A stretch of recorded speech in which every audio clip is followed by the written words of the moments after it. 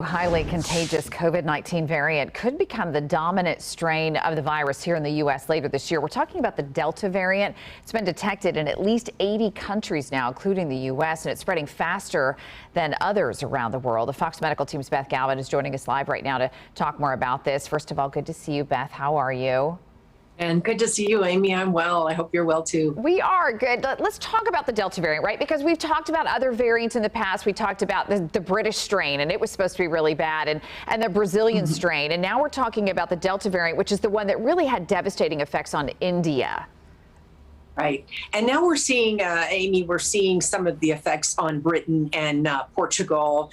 Britain, the concern being that, they've kind of been swept by this variant. And I talked to an infectious disease doctor yesterday, and he said, we've seen this movie before. We saw this, as you mentioned, with the Alpha variant, the British variant earlier this year. And I think we dodged a bullet on that one because we had these very high levels of vaccinations every day, 2 million people, 2.5 million people getting vaccinated.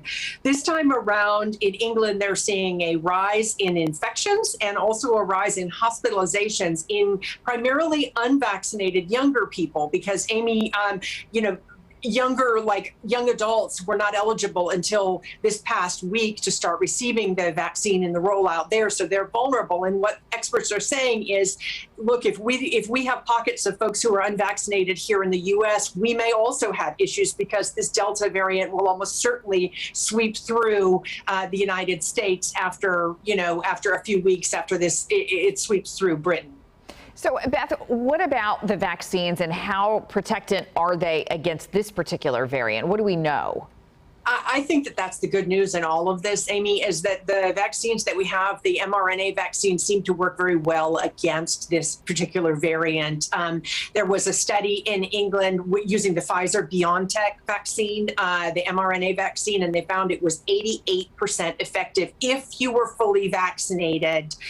If you had only had one shot of the two-shot virus and had not yet had that second shot or weren't 2 weeks out from that second shot, you only had 33% protection. So a big fall off in protection, between that first and second shot. So the goal being health officials here really trying to make sure that people who've maybe had their first dose but not yet followed up and gotten their second dose go ahead and get vaccinated. And those who have not been vaccinated, urging to get vaccinated out ahead of this. All right. Good to know for sure. And obviously, we're going to be hearing more about this in the coming weeks. And hopefully we can stem the tide like we did with the last one. Beth Gavin, always great to talk to you. Thank you.